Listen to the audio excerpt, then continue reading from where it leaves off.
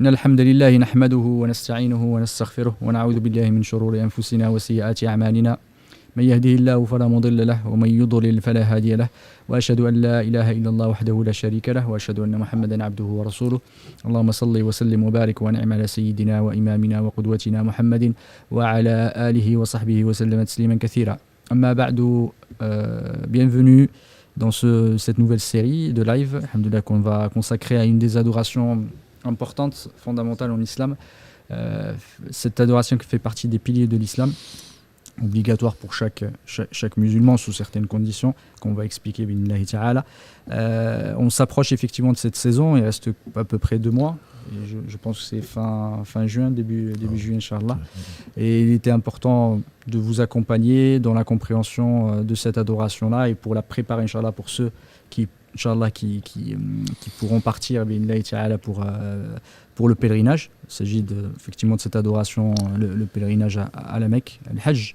Et effectivement de vous accompagner et aussi de façon générale, c'est un cours de fiqh par rapport aussi au pèlerinage pour ceux qui n'y vont pas mais qui veulent aussi s'instruire et connaître davantage l'esprit et la lettre de cette adoration qui fait partie des piliers de l'islam. Du coup, c'est important de connaître, de savoir qu'elle existe, mais aussi savoir les tenants et les aboutissants de cette adoration-là. Barakallahu fik, Cheikh, de nous avoir accordé de ton temps pour qu'on puisse effectivement approfondir le sujet. Allah yabarak fik, Mohamed. Jazakallahu khayran. Et ce premier cours est un cours on va parler de l'esprit, plus que de la lettre.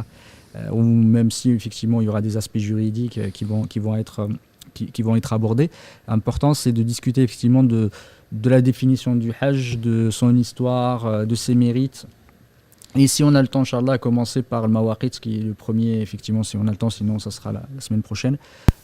Du coup, Barakallahu fik, Cheikh. Je te laisse, Barakallahu fik, l'introduction et nous parler effectivement de cette série. Bismillah, alhamdulillah, wa salatu wa salam ala rasulillah. Donc c'est effectivement un plaisir de se retrouver après une petite semaine de récupération, on dira. Et je remercie donc toutes et tous ceux donc, qui nous suivent et qui nous font confiance. Comme je dis, la confiance n'a pas de prix.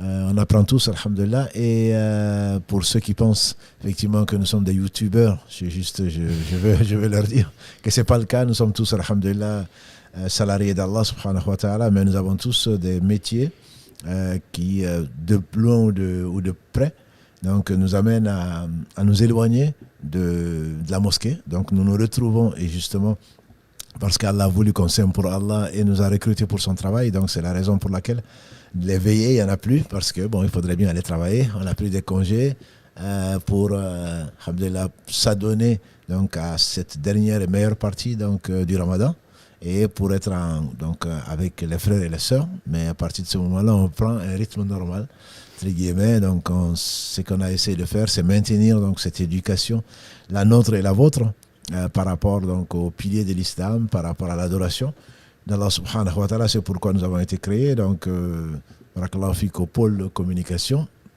donc, qui est composé maintenant que les gens connaissent, donc de Mohamed Karim, pour donc essayer, Inch'Allah, de faire transmettre le message le plus clairement possible.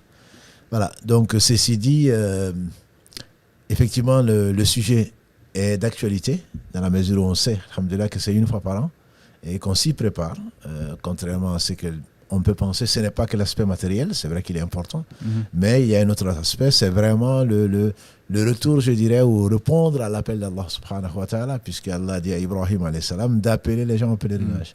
Donc c'est une invitation d'Allah. Qui dit invitation d'Allah, c'est comme la maison d'Allah.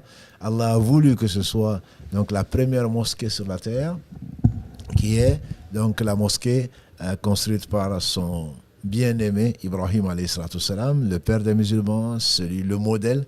Et donc c'est une invitation d'Allah, et qui dit invitation d'Allah, c'est l'excellence, et qu'Allah a invité un certain nombre des gens qui ont répondu donc à son appel, parce que comme tu dis, il y a des conditions. Donc le pèlerinage, c'est aller donc à des mois bien définis, et on le verra inchallah, vers un lieu bien précis. Donc c'est pas aller à Médine, c'est pas aller à Tombouctou, c'est pas aller à Pékin, c'est aller donc au lieu sacré, donc dans la Mecque.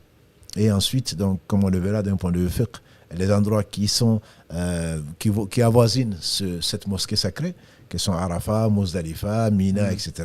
Mais donc ça, c'est un aspect vraiment purement administratif, mais derrière, c'est le fait d'aimer Allah, le fait d'aller vers Allah et savoir que c'est qu'Allah ordonne. S'il en a fait un pilier, comme on en a souvent parlé avec la prière, s'il en a fait un pilier, c'est que sans ça, la maison n'existe pas et s'écroule. C'est un pilier comme les autres piliers, donc son statut, c'est que c'est un pilier, mais Allah l'a conditionné, liman istata ilayhi sabila, celui qui réunit les conditions, qui trouve le moyen d'y aller grâce à Allah.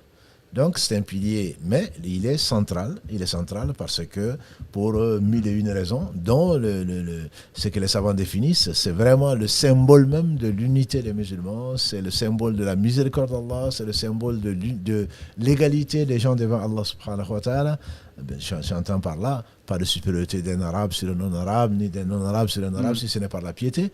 Voilà, donc c'est l'envie, l'imploration d'Allah quand on le vit, quand on voit vraiment qu'on est parfois très loin, et des gens qui s'unissent tous dans la même tenue, au même moment, sur le même espace, c'est quelque chose de simplement extraordinaire. Donc, ceux qui l'ont vécu souvent en rêve et ne cherchent qu'une chose, c'est d'y revenir. Absolument, même si en partant on est un peu fatigué, parce que c'est assez épuisant, et mieux vaut le faire quand on est jeune, plutôt que quand on est dans un fauteuil roulant. Et d'ailleurs, ce n'est pas une obligation pour cela, mais néanmoins, les gens attendent à la fin de leur vie pour y aller, comme si c'était la dernière des choses. Alors que si Allah t'invite, s'il y a les moyens, on doit y aller. Et donc le pèlerinage, quelque chose d'extrêmement important, sans parler des mérites et sans parler donc de l'historique. En tout cas, par rapport à cette symbolique, on va dire, du Hajj, beaucoup ont embrassé l'islam et qui sont reconvertis grâce effectivement à cette image-là, parce que ça consacre vraiment l'unité entre les musulmans et l'égalité. C'est vraiment quelque chose d'extraordinaire de se retrouver tous au même endroit, avec les mêmes habits, aucune différence. Et quand on se retrouve dans la promiscuité, quand on est à Minan. Et effectivement, il n'y a plus de différence. On est tous frères à ce moment-là. On a tous le même objectif. C'est vraiment important. Et pendant plusieurs jours, du coup, ça amène une notion de patience, d'effort physique, d'effort spirituel aussi, parce que derrière, comme tu l'as dit, c'est pas que l'administratif. Et ce qui est important, c'est qu'à chaque fois qu'on fait quelque chose, il y a une symbolique derrière ce qu'on est en train de faire. Du coup, c'est important. Elle est pleine de de symboliques, de récits, d'histoires. C'est quelque chose de très fascinant. Les lieux ont une histoire, mais je pense effectivement ce que tu dis, quand on dit est-ce qu'on connaît Omar ibn Khattab, quelqu'un qui disait je connais un tel, il a dit est-ce que tu as déjà commercé avec lui, est-ce que tu as déjà voyagé avec lui, on dit non. Totalement. C'est là où Allah dévoile la sincérité entre guillemets, donc le voyage est assez. Le professeur m'a dit, le voyage, c'est une part de l'enfer. On ne dort pas quand on veut, surtout pour ceux qui ont fait Minan, ils savent de quoi on parle. On ne mange pas quand on veut. On est dans la promiscuité. 1 million avant, il y avait 5 millions peut-être qui se réunissent en même temps, au même endroit. Donc, c'est vraiment pas facile. C'est une très belle leçon de patience. Et là, on ne patience que pour Allah. Et donc, le fait également de côtoyer effectivement des hommes et des femmes, et plus savants que soi, probablement meilleur que soi. Mais c'est vraiment, ça amène de l'humilité et de l'unité. Tous ces gens vont dans la même direction parce qu'ils ont la même foi, ils ont la même conviction, c'est le même Seigneur, c'est les mêmes rites qu'on fait et en même temps, c'est tout simplement extraordinaire. C'est quand on le comprend et qu'on ne pense pas qu'à soi, parce que souvent les gens malheureusement ne pensent qu'à soi, quand on met tout ça dans un ensemble, on se dit notre Seigneur est généreux. Notre Seigneur est généreux, il a voulu nous réunir. En tout cas, tous ceux qui ont, par sa permission, répondu à cet appel, en même temps comme des frères. Donc, c'est comme si on se retrouvait quelque part, comme disent les savants, le jour du jugement dernier. Sauf que là, il n'y a que les musulmans, puisque c'est une des conditions, il n'y a que les musulmans. Mais là, on va se retrouver tous. Et quand on voit les gens, moi je me rappelle des gens partir qui ne se connaissaient pas, mais qui ont vécu une expérience et qui se mettaient à pleurer parce qu'ils venaient de perdre, entre guillemets, un frère ou une sœur. C'est tout simplement extraordinaire. Alhamdoulilah, c'est vraiment... Et ça consacre aussi l'unicité d'Allah, parce qu'on est tous effectivement... on a cet objectif, on adore Allah subhanahu wa ta'ala à un endroit, et effectivement c'est une savoir parce qu'en y allant, on allant vers la maison d'Allah subhanahu wa ta'ala, tous en cœur, tous ensemble, Et c'est, comme tu as dit, extraordinaire et formidable comme expérience. Et effectivement, quand on le fait, et c'est important, Barakallahu Fik, tu en as toujours parlé, et Jumu'ah hier, tu as parlé d'Innamal A'malu Binniyat, le premier hadith qui est de Bukhari et d'autres ulama, comme les 40 Nawawi, qui commencent parce que c'est extrêmement. C'est les prémices, est-ce que ce qu'on fait est accepté ou pas. Du coup, il faut faire très attention au Hajj, pourquoi on le fait. Parce qu'il y a beaucoup qui y vont juste pour avoir ce titre, si tu peux nous en parler, parce que c'est peut-être la Barakallahu Fik de nous rappeler l'essentiel. Parce que c'est vraiment si les imams, comme Al-Bukhari, comme Nawawi et d'autres, car bénissent tous, ont mis ça comme premier hadith, c'est qu'il ne faut jamais se oublier que le plus important, c'est l'intention. Allah regarde, subhanahu wa ta'ala, Allah regarde les cœurs. Il regarde les actes, certes, mais avec le cœur. Et donc, celui qui va au pèlerinage pour Allah, son pèlerinage sera pour Allah. Celui qui va pour qu'on dise qu'il est devenu Hajj, comme ça arrive dans certains pays musulmans, dans la déventure du magasin Hajj tel, c'est tellement courant. Et non, ne m'appelle pas, non, plutôt appelle-moi Hajj. Voilà, parce que j'ai fait le Hajj. Comme si c'était un titre. Oui. Alors qu'on prie tous, j'espère, on prie tous 5 fois par jour, au moins, et on n'appelle pas Moussalli. Oui. Et voilà, parce que c'est une obligation. Moussalli, c'est quelqu'un qui prie. Pourquoi tu veux que je t'appelle Hajj? Parce que tu as fait le Hajj. Voilà. Donc il faut vraiment que l'intention soit pure. Allah n'accepte que ce qui est pur. Donc celui qui fait pour Allah et quelqu'un d'autre, je ne dis pas qu'il ne fallait pas faire du commerce pendant le pèlerinage, etc. Allah le permet, mais ça on le verra, Inch'Allah. Ce n'est pas interdit. Mais quand on y va pour l'amour d'Allah. On répond à l'invitation d'Allah et pas pour rien d'autre. Donc ça, je pense que c'est extrêmement important si on veut que Allah l'accepte. Et Ibn Qayyim, c'est lui qui disait, on doit répondre pour chaque acte à 2 questions. Pour qui tu l'as fait et comment tu l'as fait. Donc la première question, c'est pour qui tu l'as fait. Celui qui associe quoi que ce soit à Allah dans son intention, Allah ne l'accepte pas. Donc si non, je le fais le Hajj, mais en même temps aussi c'est pour plaire à mon père, c'est pour avoir machin, etc. Allah ne l'accepte pas. Donc il faut effectivement, je pense, la chose certainement la plus importante, c'est de le faire que pour Allah seul. Quoi, il faut faire vraiment un rappel à nos parents, parce qu'il y en a beaucoup qui payent le Hajj à leurs parents, et leurs parents parfois se sentent même obligés d'y aller, ou se sentent parce que leurs enfants leur ont payé, etc. Ils y vont, mais ils n'ont pas réfléchi pourquoi on le fait. On a vu effectivement certaines personnes qui y allaient, ils ne savaient même pas comment faire le rite, ils ne se sont pas préparés. Le moindre des préparations, c'est effectivement de connaître les règles et de ne pas y aller comme ça, comme si on allait comme touriste. C'est la raison pour laquelle, en organisant le Hajj, et bien avant d'organiser le Hajj, la mosquée a toujours mis à la disposition sur son site internet. Depuis une dizaine d'années, voire plus, on faisait des cours sans jamais avoir organisé quoi que ce soit avant 2017. On faisait des cours pour aider justement nos frères et nos sœurs, parce que la deuxième question, c'est comment tu l'as fait. L'acte n'est valable que si on a suivi la sunna du prophète sallam qui nous a dit, entre autres, que prenez de moi donc vos rites. Et donc Allah l'a envoyé pour montrer, on ne va pas aller au Hajj comme ça sans savoir pourquoi on y va. Sans savoir pourquoi et sans savoir comment. Donc on a vu des gens qui découvraient les rites du pèlerinage, alors que c'est la recherche du savoir, comme l'a dit le prophète sallallahu alayhi wa sallam, est une obligation pour chaque musulman. C'est pour cela que même ceux qui ne vont pas y aller cette année, que Allah seul sait, se doivent de connaître comment faire le Hajj pour pouvoir le faire.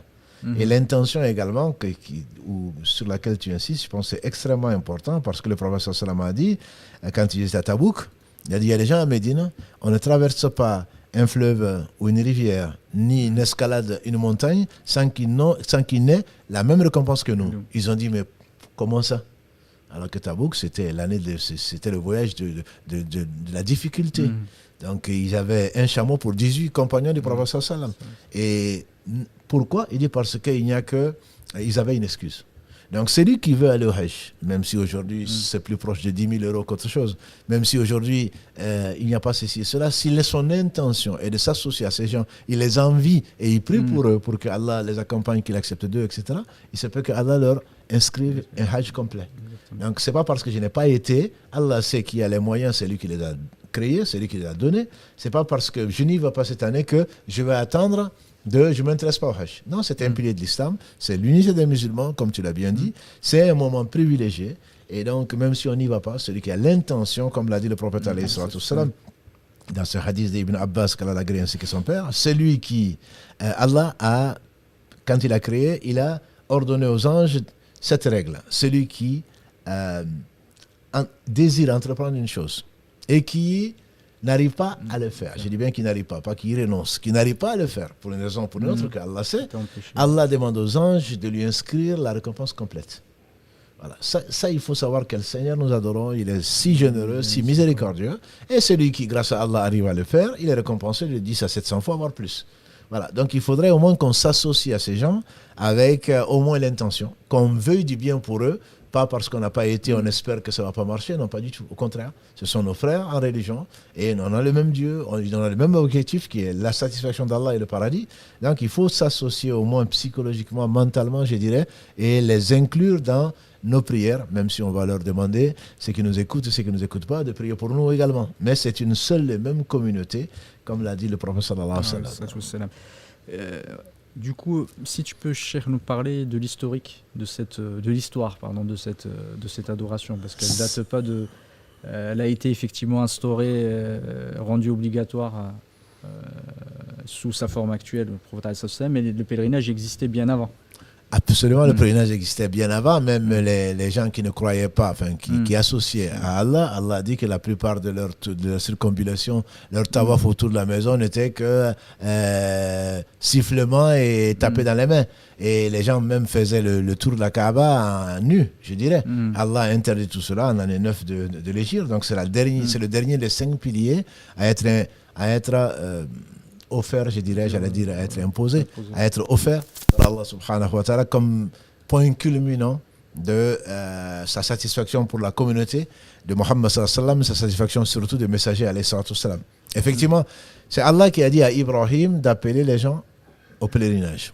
Et on fait dire à Ibrahim, mais comment je peux appeler les gens? Allah lui aurait dit, appelle et c'est moi qui vais donc les faire entendre. Donc ce pèlerinage, il est tellement beau. Je crains que le temps nous manque.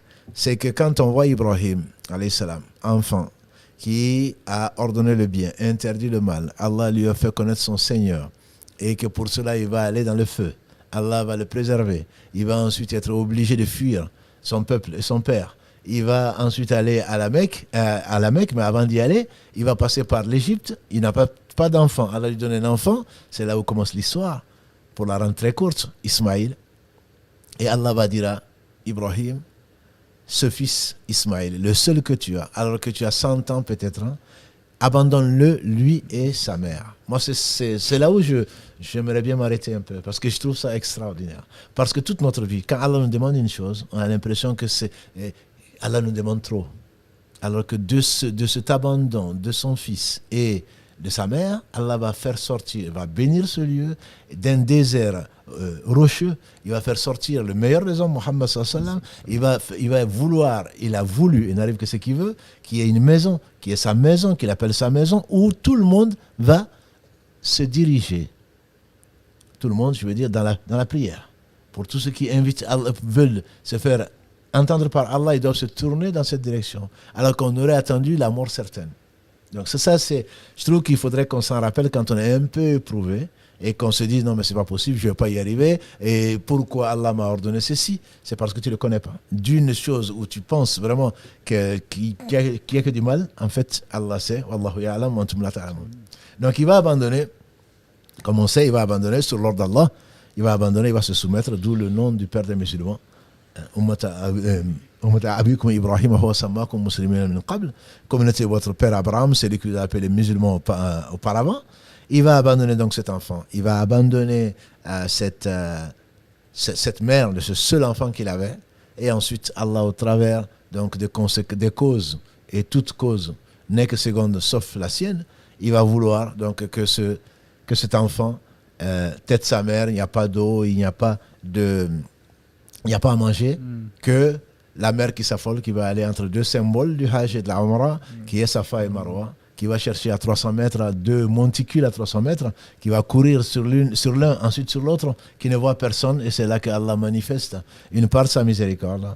Il y a l'ange Gabriel qui vient taper de l'une de ses 600 ailes, il y a de l'eau Zemzem qui va sortir de la roche, Et contente, et c'est pas fini, contente, elle va venir donc boire de cette eau, donner à allaiter plutôt son fils. Et ceci n'est qu'un prétexte, puisqu'Allah va ordonner à des oiseaux de survoler ce point d'eau, parce on ne pouvait pas voir cette femme, on ne pouvait pas voir son enfant.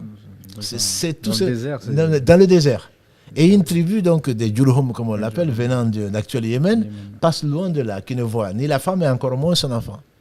Et parce que Allah ne fait que le meilleur, il lève les yeux, il voit des oiseaux, il se dit tiens, c'est bizarre, il y a des oiseaux. Pourtant, il n'y avait pas de point d'eau dans ce désert. Et des oiseaux en plein désert. Exactement, des oiseaux en plein désert, ils se disent il doit y avoir de l'eau. Il doit y avoir de l'eau, et mieux encore, allons-y voir. Oui. Subhanallah, allons-y voir.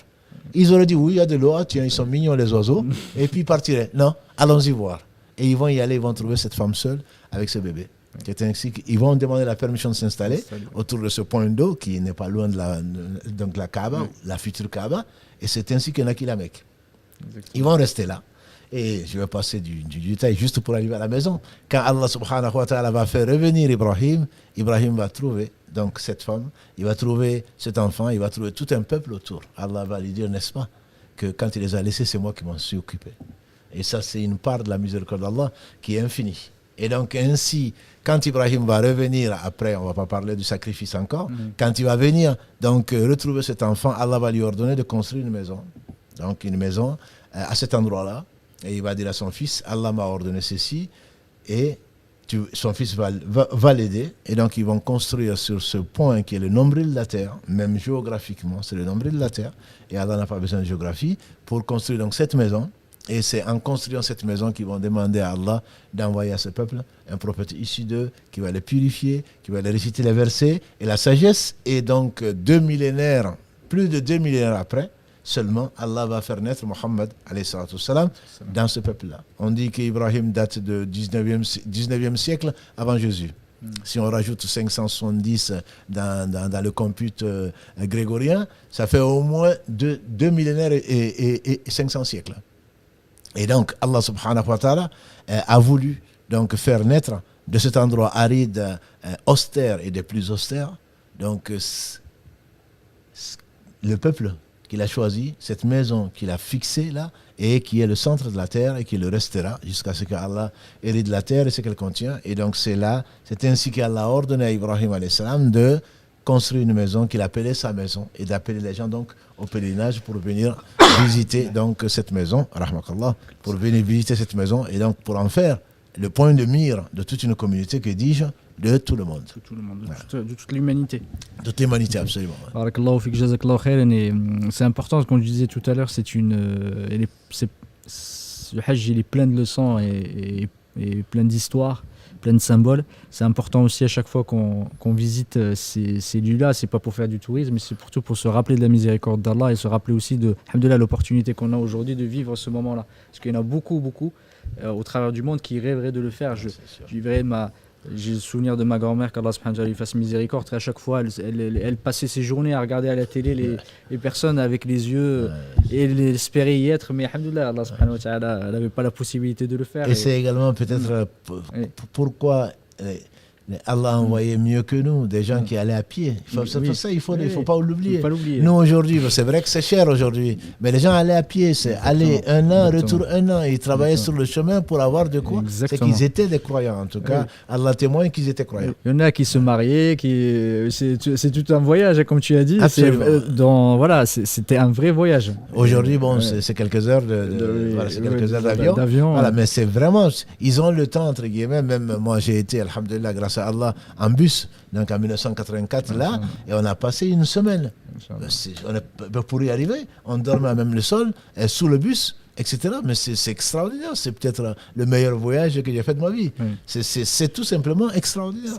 Donc on va à la quête, donc la miséricorde d'Allah, puisque sans transition, celui qui donc va à visiter cette maison et n'a pas donc fait de frivolité ni d'indécence à respecter les rites, il revient chez lui comme le jour où sa mère l'a mis au monde.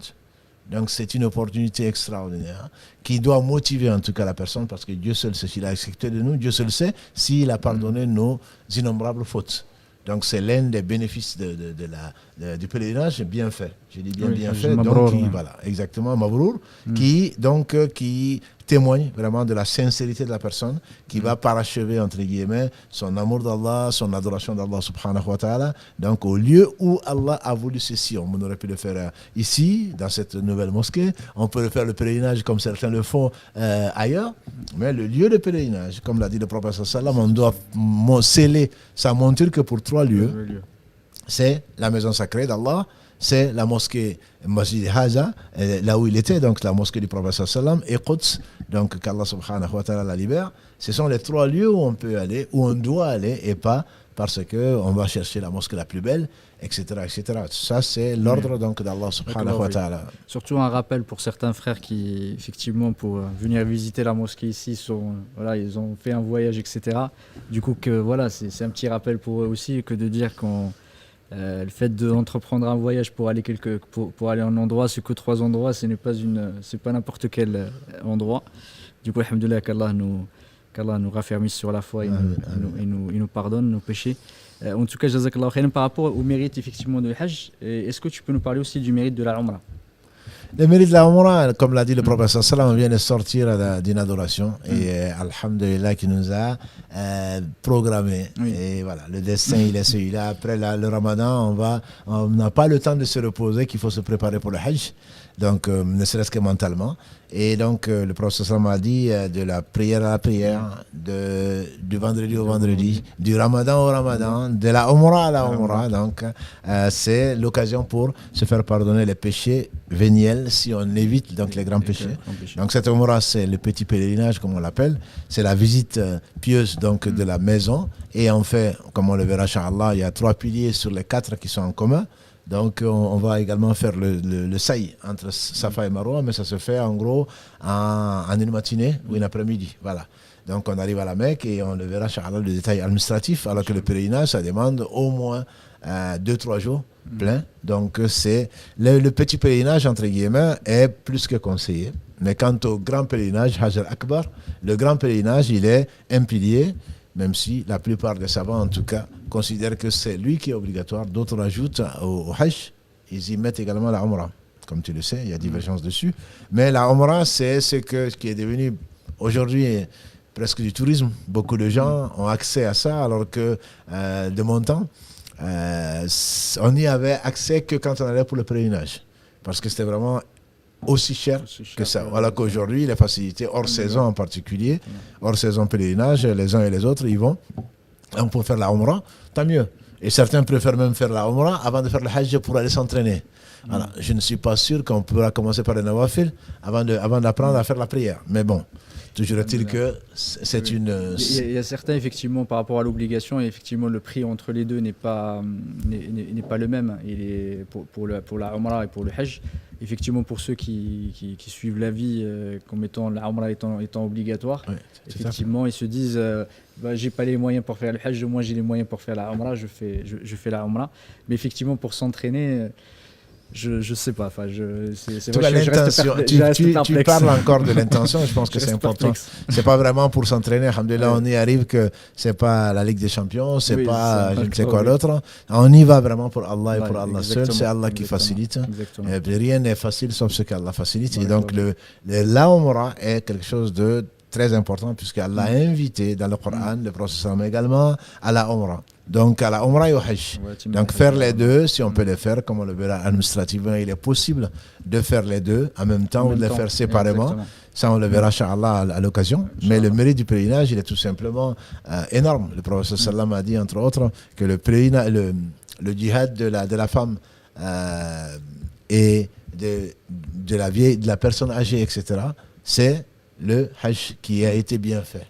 Et donc, celui, comme on a dit, qui va pour Allah subhanahu wa ta'ala faire le pèlerinage, il n'a d'autre récompense chez Allah que le paradis. Voilà. Ce qui veut dire qu'est-ce que c'est que le pèlerinage accepté, etc. Ça on le verra chez Allah d'un point de vue administratif, mais c'est avant tout un esprit, un état d'esprit.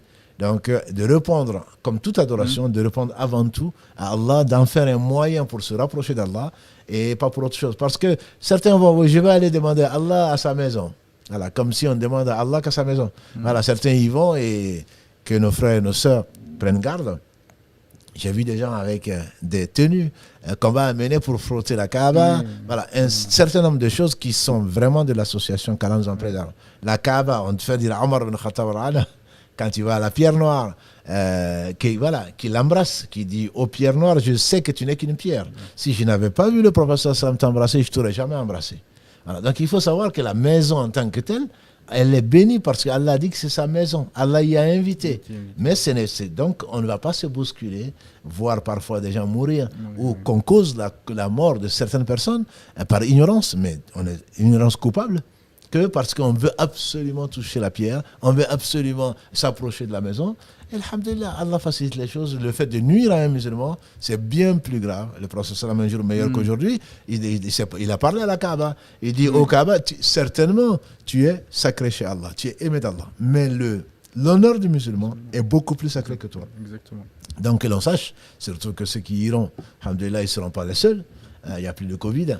Enfin, officiellement en tout cas, ça n'empêche plus le pèlerinage. Donc ils sachent que la sacralité du musulman, bousculer un musulman ou lui faire du mal, peut annuler complètement la récompense du pèlerinage. Donc il faut vraiment en être conscient et éviter tout mal que l'on puisse faire. Sinon, c'est tout le pèlerinage, les 10 000 euros, voire plus, qui, quelque part, Allah n'a besoin de rien et il ne va peut-être pas accepter. Et je pense que c'est très... Allahu A'lam, c'est très très important de parler de ce sujet-là, effectivement, par rapport au comportement dans le Hajj. Parce qu'il y a beaucoup de personnes qui partent et qu'ils ne se réforment pas, ils ne font pas attention. On voit des bagarres, on voit des disputes entre les frères, des gens qui réclament mon confort, pourquoi etc. Alors qu'il sait très bien que c'est, comme tu as dit, c'est un djihad, comme d'après le hadith de Aïcha. Les femmes ont un djihad sans combattre, qui est le Hajj. C'est de savoir qu'effectivement c'est une expérience, c'est un voyage qui est plein d'efforts. Il faut se le dire qu'on le fait pour Allah subhanahu wa ta'ala, on n'y va pas parce qu'on attend un confort particulier. Et c'est malheureusement, quand on y va, on voit des choses qui sont désolantes et on se dit payer autant pour aller faire des péchés à un endroit sacré, ça devient très grave. Je témoigne malheureusement pour un frère, qu'Allah lui pardonne, qui a sorti le couteau à Arafat. À Arafat. Donc le jour sacré du pèlerinage, a sorti un couteau, il voulait tuer quelqu'un d'autre. Voilà. Donc, et ensuite, je les ai vus pleurer tout le long du retour. Voilà. Une fois que le pèlerinage était terminé, se demander pardon, etc. Alors qu'Allah seul ceci a accepté de le jour de Arafat sortir un couteau, alors que le prophète a interdit même en s'amusant de menacer son frère. Exactement. Que dire alors à Arafat, le 9 de Hijja, sortir un couteau, faire des bagarres comme tu dis, à cause de l'eau, à cause du fait juste que je vais aller aux toilettes, tu m'as devancé, ou je ne sais quoi d'autre. C'est une... Alhamdulillah, Allah est miséricordieux, Allah est juste surtout. Il est juste. Tu prétends être courageux, tu prétends être croyant et tu ne supportes même pas un jour, 2 jours, je veux dire, à supporter tes frères et tes soeurs.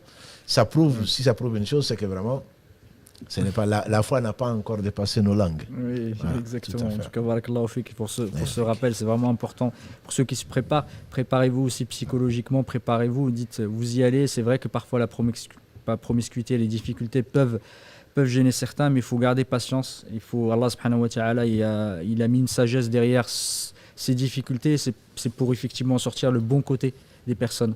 Et que cette foi, effectivement, ne dépasse alhamdoulilah, on espère qu'Allah subhanahu wa ta'ala nous raffermisse sur la foi. Par rapport au Hajj, la signification du mot Hajj, effectivement, les ulama disent que c'est le qasd. Et pour la Umrah, c'est ziyara, effectivement. Et quelle est la définition du Hajj légalement? Légalement, c'est diriger. Donc, en français, on parle de pèlerinage, comme si on revenait à un endroit où on n'a jamais été. Légalement, c'est se diriger, donc, avec l'intention, diriger vers la maison d'Allah. Donc, ce n'est pas, si tu permets, le pèlerinage, ce n'est pas d'aller à la Médine et ensuite aller à la Mecque ou vice-versa. Le pèlerinage, c'est vraiment, l'intention, c'est d'aller visiter la maison d'Allah subhanahu wa ta'ala pour plaire à Allah subhanahu wa ta'ala. Donc, c'est cette seule motivation qui doit, dans ce seul but qu'on doit y aller. Donc pour obéir à Allah subhanahu wa ta'ala et en espérant bien entendu, comme il a dit alayhi salatu wassalam, celui qui va avec foi et espoir de la récompense. Donc en espérant sur la récompense d'Allah subhanahu wa ta'ala, donc de cette visite-là, qui n'est pas une visite pieuse comme on dit pour la Umrah, qui est vraiment le but donc d'un voyage entier qui est d'aller donc visiter sa maison comme il l'a invité subhanahu wa ta'ala. Effectivement, fait d'y aller, de se diriger pour accomplir certains rites à certains endroits et à certains moments. À certains moments, barakallahu fik, parce que le moment aussi est important. En tout cas, jazakallahu khairan par rapport à ce rappel. On a parlé effectivement de l'historique, alhamdoulilah, par rapport on a parlé de la définition, on a parlé des mérites du Hajj et de la Umrah.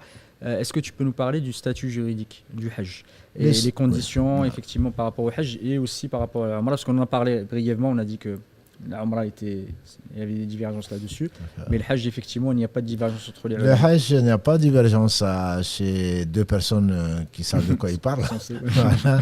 Donc deux personnes raisonnables. Le Hajj est une obligation. Mais Allah, dans sa miséricorde, a dit Liman istata ilayhi sabila. Autrement, on aurait certainement pris des congés sabbatiques pour aller à pied. Certains l'ont fait à vélo, d'autres l'ont fait à pied, d'autres l'ont fait à cheval. Alhamdulillah qu'Allah accepte d'eux, qu'il accepte de nous. Donc le Hajj est une obligation, mais à 4 conditions. C'est une obligation pour donc un musulman. Il faut qu'il soit musulman. Celui qui va... De toute façon, le territoire, il est sacré. Certains ne comprennent pas. Mais le territoire, il est sacré. Ne rentre dans ce territoire-là que les musulmans. Donc, celui qui fait le Hajj comme la prière, comme autre chose, la première condition d'accepter et de validité, c'est l'islam. Donc, celui qui n'est pas musulman, qui y va pour autre chose, il sera récompensé sur ce pourquoi il y va. Mais la première condition pour que le Hajj soit une obligation, c'est d'être musulman. Ensuite, la deuxième condition, c'est le fait donc d'être raisonnable, avoir un aql, et que l'on soit sain d'esprit.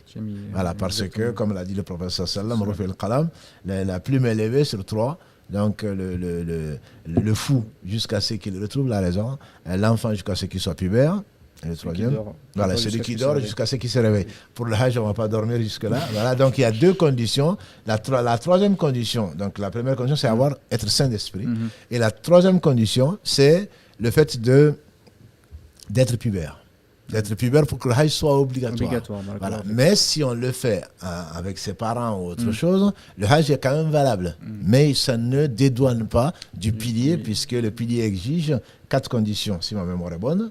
Donc, l'être musulman, d'être saint d'esprit et d'être pubère, puisque la plume est levée, donc pour celui qui n'est pas pubère. La 4e condition, et c'est peut-être là que les gens varient, c'est le fait d'avoir les moyens. Donc, il faut réunir les conditions tant physiques que financières. Et il se trouve que beaucoup de gens, donc, ils y vont parce que ils ont, comme tu dis bien, leurs enfants veulent être... j'ai fait faire le pèlerinage à mon père, alors que bon, il ne peut pas. Il y en a même qu'on voit porter, soit dans des chariots ou même porter sur la tête à l'époque pour faire le tawaf avec, alors qu'Allah ne leur a pas imposé ceci. Donc la 4e condition, donc, c'est le fait de pouvoir y accéder, qu'il n'y ait pas d'épidémie comme le Covid. Beaucoup de gens s'étaient préparés il y a 2 ans, ils n'ont pas pu y aller. L'année dernière, ils n'ont pas pu y aller. Cette année, les prix sont exorbitants. Donc celui qui n'a pas les moyens financiers, qui avait prévu 5 000 euros, c'était il y a 2 ans, qui avait prévu 5 000 euros, finalement, c'est le double, presque, et qui doit y aller parce qu'il veut être accompagné, il va amener sa mère ou il va amener son épouse, etc., que ça ferait 20 000 euros ou 15 000 euros, qui n'a pas les moyens de le faire, il n'est pas obligé de le faire.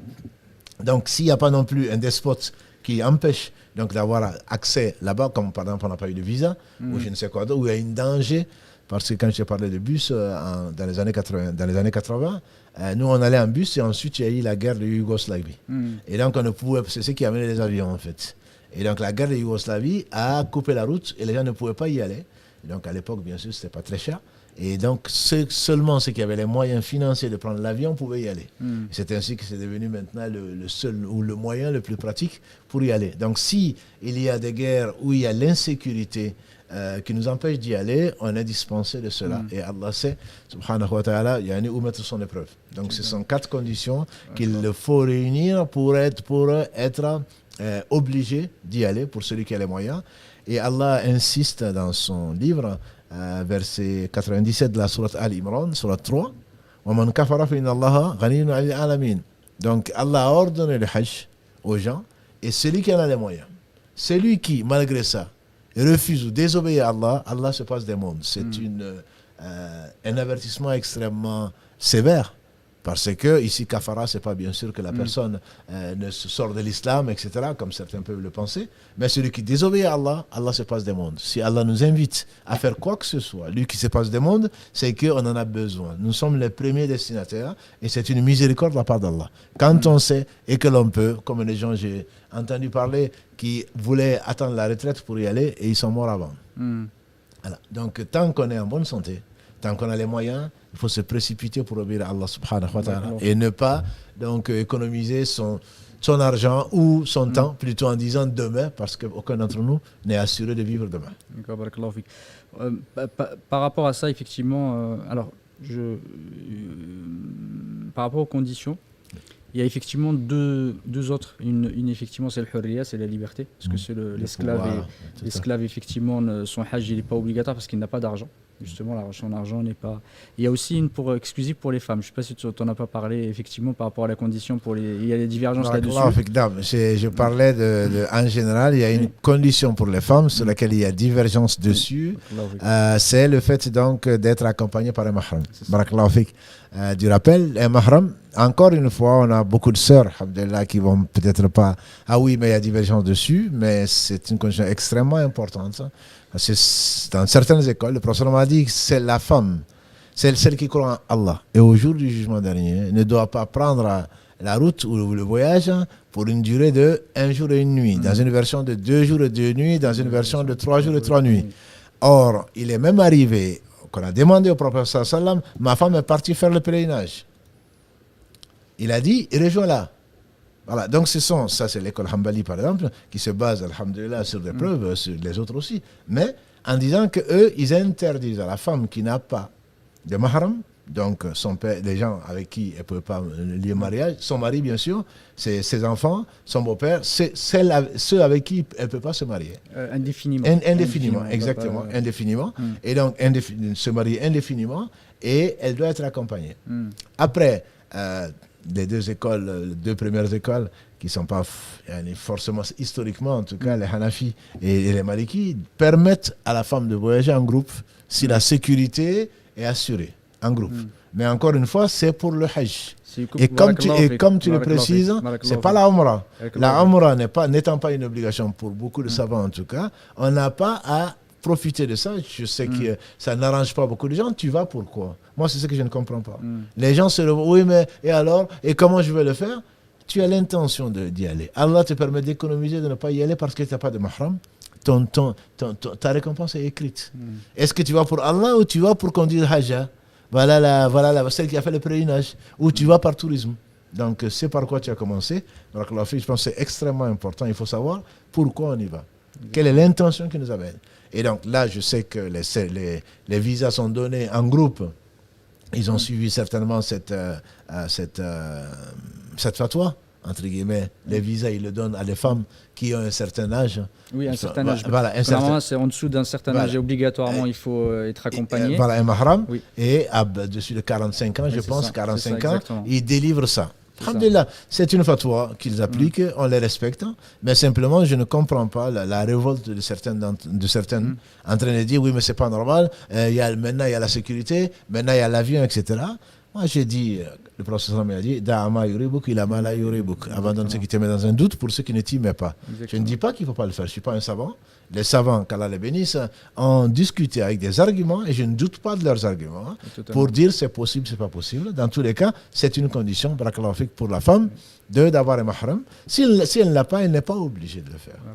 Voilà. Exactement. Et Jazakallah khair, juste parce que certains ils confondent les choses les ulama, la plupart, je pense que c'est l'avis des 4 écoles sur le voyage de la femme.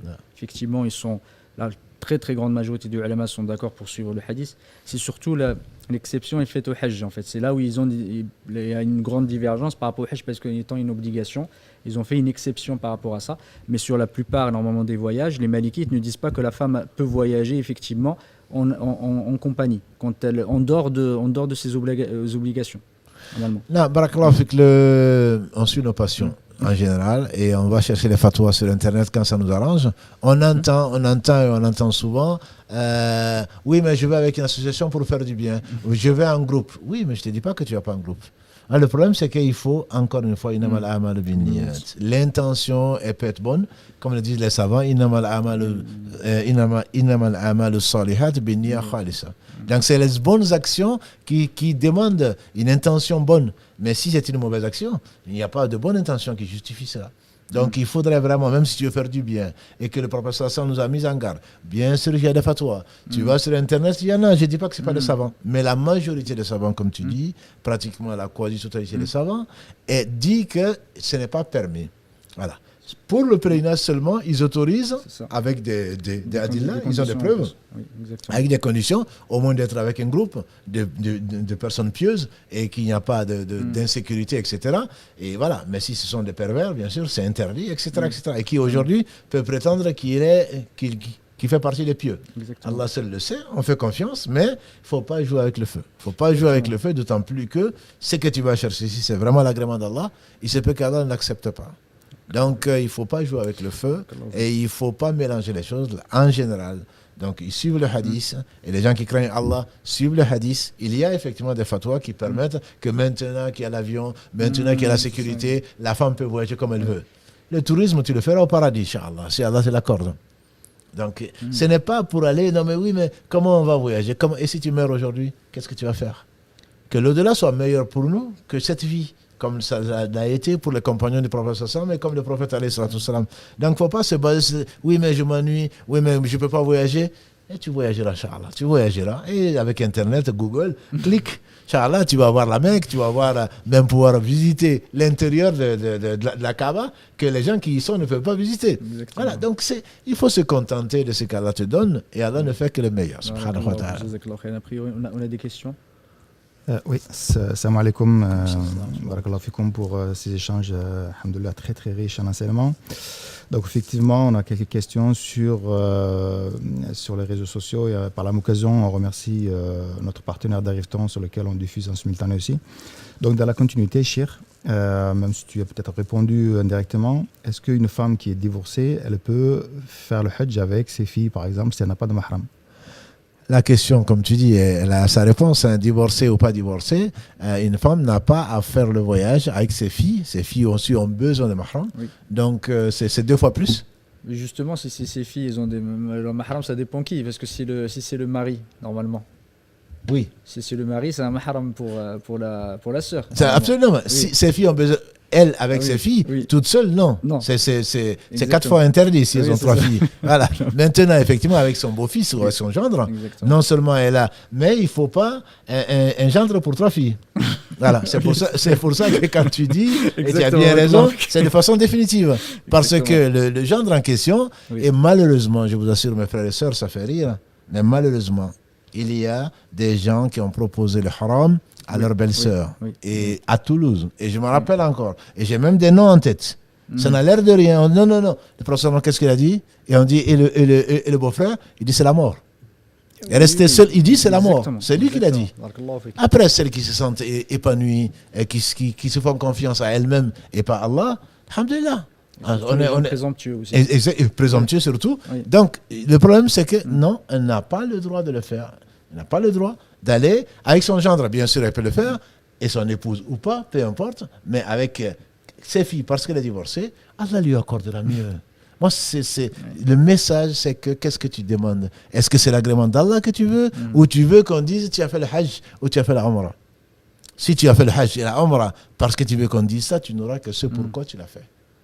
Donc il faudrait garder en tête, alhamdoulilah, que l'essentiel, le but, et Allah c'est tout, surtout. Tu peux justifier à qui tu veux, il y a divergence entre les savants, Allah il est le plus savant. Il n'y a pas plus savant que lui, et c'est pas parce que j'ai une fatwa qu'Allah est obligé d'accepter quoi que ce soit. Barakallahu fik, Cheikh. Une autre question qui revient assez souvent aussi, je trouve, c'est est-ce qu'on peut payer une personne pour qu'elle fasse le hajj, soit pour un parent qui est décédé ou un frère qui est décédé? C'était mes questions d'après. C'était par rapport à l'Iman Istata ilayhi sabila. C'était la suite de mes questions. Donc, Man Istata ilayhi sabila, Allah dit celui qui a les moyens de le faire. Donc, je ne sais pas comment on va payer quelqu'un qu'on ne connaît même pas. Il paraît qu'on prend des étudiants de sciences à 300 € parce que c'est moins cher. Ou alors, j'envoie quelqu'un comme ça et je lui paye. À ma connaissance, ce n'est pas légiféré. C'est légiféré pour, je peux faire le hajj pour mon père, pour ma mère qui n'a pas ça. Les hadiths sont authentiques. En dehors de ça, parce que je veux que ça compte pour mon père, prie pour ton père, prie pour ta mère. Et Allah ne va pas juger ton père ou ta mère s'ils n'avaient pas les moyens et que toi tu as les moyens. Exactement. Va le faire à leur place, tu auras double salaire, plutôt que d'envoyer quelqu'un, c'est purement administratif. Qu'Allah nous préserve de l'administratif. L'administratif est venu pour servir donc l'esprit. La lettre est au service de l'esprit. C'est pas le contraire. Voilà. Ah oui, non, il a fait le pèlerinage pour sa mère. Et alors? Et si Allah n'a pas accepté? Donc il faut vraiment faire attention. Il faut vraiment faire très attention. En tout cas, par rapport à cette question, je pense que ça mérite de s'y attarder. Effectivement, il y a des personnes qui pouvaient le faire et qui sont morts, qui sont décédés. Ou ceux qui ont, parce que les ulama disent par rapport à celui il y a des personnes qui n'ont pas la possibilité physique de le faire, en revanche ils ont la possibilité financière. Qu'est-ce qu'ils font ces personnes justement? La personne peut déléguer quelqu'un pour le faire à sa place. Mais la personne, je veux dire, moi je veux déléguer quelqu'un pour faire le hajj à la place de mon père. En revanche, si le père, l'a pas fait de son vivant alors qu'il pouvait le faire, il avait les moyens, il l'a pas fait, parce que les ulama disent effectivement, ce qu'ils disent, c'est qu'on le sort de la tcharika, normalement, parce que obligatoirement, il fallait qu'il le fasse et qu'il l'a pas fait, et du coup, il a toujours cette dette. Il a la dette. Le problème, c'est que est-ce que Allah va accepter ou pas? C'est Allah celui qui le sait. Allah lui a donné les moyens de le faire. Oui. C'est comme quelqu'un par rapport à la zakat. Il donnait pas la zakat. Quand il meurt, de toute façon, même si il avait une dette vis-à-vis des pauvres, là, Allah lui a donné, c'est obligatoire, donc il faut qu'il le fasse. C'est une dette pour lui. Mais est-ce que Allah va accepter Allah qui se passe de tout? Ça, c'est autre chose. C'est une dette pour lui. Mais il aurait mieux fait certainement de le faire quand il avait le pouvoir de le faire. Et s'il a négligé, on prie pour lui, comme on prie pour chacun d'entre nous, qu'Allah subhanahu wa ta'ala accepte, c'est qu'il aurait dû faire et qu'il est revenu, malheureusement pas repentant, avant sa mort. Mais Allah pardonne tous les péchés et prions pour nos parents, prions pour nous-mêmes. En tout cas, par rapport au hadith du prophète alayhi salam, j'ai oublié son nom, qui est venu voir le prophète alayhi salam en lui disant effectivement que qu'il ne pouvait pas faire son père, pardon. Son père, oui. Qu'il ne pouvait pas faire, le prophète alayhi salam lui avait dit fais-le pour lui. Exactement, il a dit fais-le pour lui et c'est une très bonne chose de pouvoir le faire. Et bon, même si les Malikis disent que mieux vaut le faire d'abord pour soi-même et ensuite pour ses parents, bon, il y a divergence dessus, mais il est clair que... Les Malikites, il ne me semble pas. Il me semble pas que c'est les Hanbalites qui disent qu'il faut d'abord, je sais plus, peut-être que je confonds. Dans tous les cas, un groupe de savants, un groupe de savants, qu'Allah les bénisse tous, disent qu'il faut mieux vaut le faire. Ils disent pas c'est interdit, mieux vaut le faire pour soi, puisque c'est une obligation pour soi, avant de le faire pour quelqu'un d'autre. Voilà. Donc je sais que cet avis en tout cas est très courant au Maghreb et en Afrique noire. Maintenant je sais pas si je pensais que c'était... En fait ils disent c'est recommandé effectivement de le faire, mais certains ulama qui disent que ce n'est pas valable tant qu'on n'a pas fait le hajj nous-mêmes. Si on le fait pour quelqu'un d'autre, ce n'est pas valable. Bon, alhamdoulilah, moi je ne connais pas les arguments de cela. Toujours est-il que quelqu'un a demandé au professeur, mon père est trop vieux ou très vieux, il ne peut pas le faire, il a dit fais-le à sa place. Donc ça c'est la meilleure des solutions, de faire le père vivant. Je veux dire, faire le pèlerinage alors que le père est vivant et qu'on peut le faire soi-même. Voilà. Maintenant, le déléguer, on peut toujours le faire. Déléguer à quelqu'un parce que le père a les moyens financiers, on délègue à quelqu'un d'aller le faire, même si ce n'est pas une obligation. Si physiquement, puisque Allah parle de Man istata'a ilayhi sabila, celui qui a les moyens de le faire. Donc, tant physique que financier. S'il n'a pas l'un des moyens et qui peut le faire ou le faire faire, il peut le faire. Mais le mieux, c'est, je dis encore une fois, surtout les jeunes, de pouvoir le faire le plus tôt possible, plutôt que de se projeter, acheter une maison et je ne sais faire quoi d'autre quand il sera à la retraite, parce que c'est extrêmement, enfin, c'est exigeant. Exactement. Physiquement, c'est exigeant. En tout cas, c'est vrai qu'en parlant de ce sujet-là, sur l'obligation, il y a parfois des divergences entre les ulama, est-ce que ala al-fawr ou c'est ala al-tarahi. Il y a certains qui disent effectivement c'est obligatoire mais il faut le faire tout de suite, ça veut dire que dès le moment où il faut le faire. certaines écoles disent qu'on n'est pas obligé de le faire maintenant, mais tu as raison effectivement de dire que l'avis le plus prépondérant et qui est le plus sûr pour soi, c'est de le faire tout de suite parce qu'on ne sait pas si on va vivre demain. C'est ça l'ulama, et effectivement c'est de comme a dit Allah subhanahu wa ta'ala, et il faut absolument s'empresser de faire l'obligation et pas attendre, se dire je le fais plus tard. Il y a beaucoup aussi qui attendent de se dire je le fais quand je serai vieux, comme ça Allah il me pardonnera et j'aurai plus que quelques années à vivre et même peut-être souhaiter mourir là-bas. Exactement, bon, exactement. Ça, on verra le statut Inch'Allah de celui qui meurt en faisant le pèlerinage, qu'Allah accepte, mais bon, c'est pas non plus un suicide, quoi. Je veux dire, on va pas pour ça. Et il y en a beaucoup qui reprochent aux jeunes de l'avoir fait, et ça arrive beaucoup. Dans les familles en particulier. Beaucoup dans les familles, pourquoi tu es parti alors que ton père n'a pas fait le Hajj, tu es trop jeune, etc. Donc que ce soit une permission de le faire, certainement. Mais la recommandation, c'est vraiment de se précipiter vers le pardon d'Allah. Oui. Et combien de gens sont morts juste après ou juste avant. Donc il faut vraiment essayer d'éviter de jouer avec le feu. Encore une fois. En tout cas, c'est l'avis d'une bonne partie des ulama et qui disent que l'obligation, elle est immédiate. Dès qu'on a les moyens. Il faut qu'on le fasse. Il faut le faire. Je ne l'ai même pas recommandé pour eux parce qu'une obligation, c'est comme la prière. Ouais. Effectivement, même si tu as. D'ailleurs, c'est un peu l'argument de ceux qui disent al-tarahi, parce qu'ils te disent tu as encore le temps. Effectivement, c'est comme la prière. Le temps de la prière, tu n'es pas obligé de le faire au début, tu le fais un peu plus tard, etc. Ouais. Mais effectivement, des fois, tant qu'on est jeune et qu'on a les moyens, vaut mieux le faire parce qu'effectivement, il y a la santé aussi. Parce que c'est très exigeant, comme tu as rappelé. C'est très exigeant. Barakallahu fik, c'est très très compliqué. Il y en a certains qui n'arrivent pas à le faire, sinon ils demandent, ils sont parfois dépendants des autres pour pouvoir le faire. Ouais. Et on a beaucoup qu'on a eu effectivement dans certains groupes et c'était difficile. Du coup, ils rendaient aussi la tâche difficile pour les autres parce qu'on est obligé effectivement de s'en prendre, etc. pour les organisateurs. Je pense qu'on est arrivé au bout de. Est-ce que tu as encore une question ? Oui, il y a encore quelques questions. Une question qui paraît simple, mais pourquoi les pèlerins sont-ils habillés en blanc ? Pourquoi les pèlerins sont habillés en blanc ? Ce n'est pas une obligation. Mais le prophète aimait le blanc. Et c'est pour ça que les linceuls sont en blanc, même si. Donc ça fait propre, ça fait. Voilà. C'est une tradition, c'est une sunna de le faire. Mais si ton ihram est en bleu, il n'y a pas de souci, sauf si tu veux te distinguer des autres, ce qui est interdit. Voilà. Mais si tu n'as pas de blanc et que tu n'as qu'un ihram en bleu, c'est permis de le faire. Ça n'invalide pas. Voilà, ça n'invalide pas le. Mais c'est beau. Je veux dire, bon, même si ça se salit vite, c'est beau que quand on voit tout le monde en blanc, enfin je parle des hommes bien sûr, les femmes elles n'ont pas de couleur. Ça il faut aussi le dire. Et c'est pour ça qu'on voit les femmes venant d'Afrique noire avec les choses très très colorées et les gens venant d'Indonésie ou ailleurs avec des choses très particulières. C'est très beau. C'est vraiment très beau quand on est au-dessus au-dessus à l'étage. Mais pour les femmes, alhamdoulilah, on le verra, Inch'Allah, l'ihram, qu'est-ce que c'est, etc. Mais en blanc, parce que le prophète préférait le blanc et le blanc fait vraiment propre. Voilà, c'est plutôt dans ce sens qu'autre chose. Barakallahu fik. Donc, il y a une autre question un peu dans la même lignée. Pourquoi donc les femmes, pendant le pèlerinage, le voile intégral est interdit ? C'est une sagesse. Le hadith, il est clair. Le hadith, c'est que pendant le pèlerinage, les gants de cacher les mains et le visage, c'est interdit. Après, il y a un développement. Ibn Baz ou d'autres, ils disent que bon, il faut juste, on peut quand même, s'il y a une fitna, on peut quand même ramener un peu sans complètement couvrir. Et on dit qu'il y a beaucoup de, la sagesse que je connais, on dit qu'il y a beaucoup de monde. Et donc, pour reconnaître les uns et les autres, c'est la sagesse que je connais moi. Après, il y en a peut-être d'autres pour lesquels, en tout cas, le prophète l'a dit. D'abord, on l'applique et ensuite, on essaie de comprendre.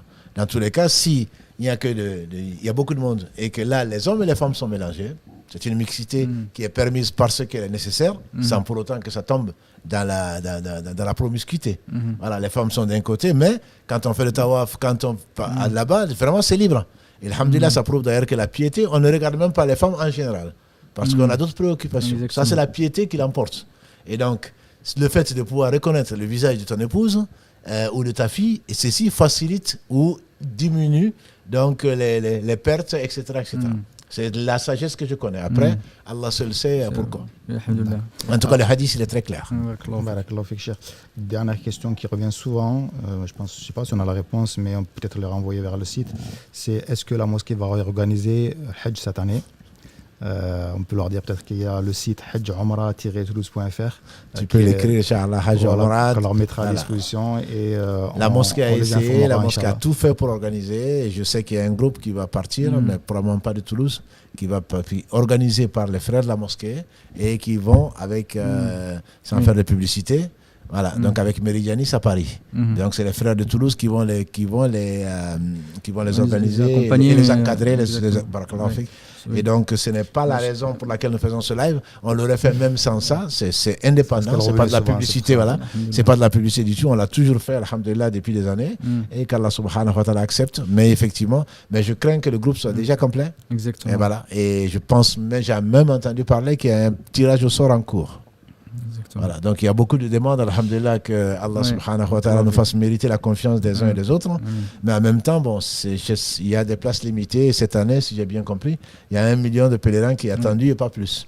Contrairement à 3 millions, voire 5 millions, à cause des risques sanitaires, etc. Donc on a un quota. Et voilà, il y a un quota. Et là, ce n'est pas la peine de postuler. Voilà, il faut prier plutôt pour ces personnes, qu'Allah les accompagne. Subhanahu wa ta'ala. Barakallahu fik, jazakallahu khairan.